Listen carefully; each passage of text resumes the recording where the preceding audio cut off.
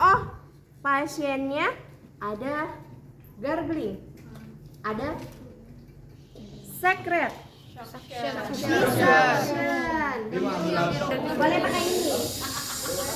Kalau yang selang nanti bisa masuk sambil ke sini. Ke ETT biasanya pasti akan ada secret. Kenapa pasien-pasien terpasang ETT harus rutin di suction? Ibu ini.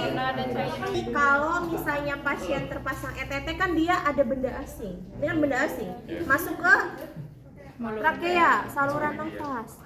Kira-kira ketika dia masuk ke situ, apakah tubuh akan berespon? Iya. Berespon. Bukan merupakan sekret. Jadi apa? Siapa? Sistem imun kita dari mana?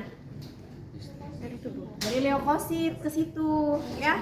Oh, ternyata tidak ada kuman dan lain-lain, atau misalnya ada kuman bakteri yang nempel misalnya di ETT-nya. Dia akan berlawan di situ, ya. Akhirnya sel-sel yang mati, yang mati antara misalnya bakteri, virus ataupun leukositnya akan menjadikan sekret. Makanya harus rutin di suction. Tapi kalau suctionnya yang ini dia nggak bisa masuk ke sini, ya, cuma sampai sini. Jadi harusnya pakai suction yang kecil. Sudah pernah di KMD waktu itu diajarin? Sudah. Oke, udah. Colokin ke listrik, nanti dinyalain, di on. Nanti pressernya ini semakin tinggi, kalau ke bawah semakin rendah. Ya, nanti dia akan nyala. Ininya disangkut. Ini ada lubang. Ini ada lubang. Ya. Nah, ini sama kayak yang selang, kan ada tutup bukanya. Ketika kita nutup, dia akan menghisap. Iya.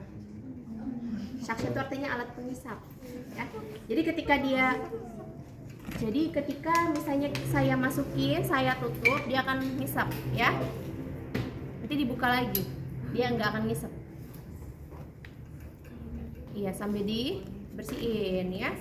Dibersihin bagian mulutnya. Kalau hidung nggak bisa gini, ya. Paling dari sini kita ngisapnya, ya. Kalau mulut berapa? Suctionnya berapa lama kalau suction? 5 detik. Berapa lama? Maksimal? Berapa? Maksimal. Ya, maksimal berapa detik? 60 detik, lamaan. 30. Lamaan. 15. Apa prinsipnya? Steril. Aseptik, atraumatik, Oke, good. Jadi dimasukin, ya. Kalau misalnya pakai yang selang, tinggal masukin selangnya, ya. Kalau misalnya terpasang ETT, tinggal masukin selangnya ke ETT. Ya, ditutup baru disisa. Jangan saat memasukkan sudah dipencet lubangnya, dia akan nge-suction langsung. Pastikan dia masuk dulu selangnya, tutup baru diangkat. Ya, gini. Nih, masuk dulu. Baru ditutup, dia akan ngisep, nanti alatnya bunyi, ya. Bersihin lagi di air NaCl, ya, di kom yang ada NaCl-nya. Baru masukin lagi di suction. Suction saya rasa udah diajarin, ya. Oke, awas kalau ada terdengar gargling dan ada cairan. Oh, nggak ada siapa. Mirip. Mika Miki. Dimiringkan. Ya, kalau misalnya pasiennya nggak ada alat suction, Bu, saya masih di luar rumah sakit, ambulan belum datang, capek. Oke, jadi gitu, ya, dimiringkan. Airway, gargling, snoring, stridor.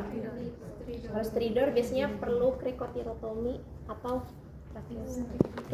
krikotirotomi, dilukain trakeanya. Yang di bolong itu. Masukin alat yang kayak kuku-kuku ada lubangnya. Iya. Ya, masukin di insisi dulu, dibuka di insisi di bagian trakeanya. Ya, jadi di insisi, nanti di trakeanya, di sininya. Nanti di insisi sedikit saja. Ya, ketika ada, ya dong, Masukin alatnya, nanti tinggal ditutup. Nanti dimasukin selang, ya.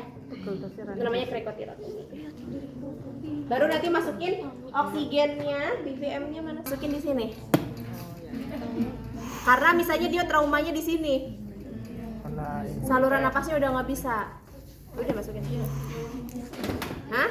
Ya tadi dibuka di insisi di bagian trakeanya, dimasukin alatnya. Ya saya lupa masukin di situ ya, krikotirotomi ya. Jadi nanti gini cara masukin ya, tinggal dikasih oksigen lewat sini. Jadi dia di sininya udah nggak bisa ke bawah. Kalau yang namanya darurat, kalau misalnya di rumah sakit ada namanya tracheostomy, itu pakai operasi. Ya. Di sini juga nanti sekretnya keluar di sini. Ya, pasiennya? Hah? Iya pas itu pernah dapat di dahlia. Keluar mencerat dahaknya. Enggak, copot itunya. Iya, dahaknya keluar. Ya dirasa diikat. Bersih. Ya disaksennya di sini, jangan di sini.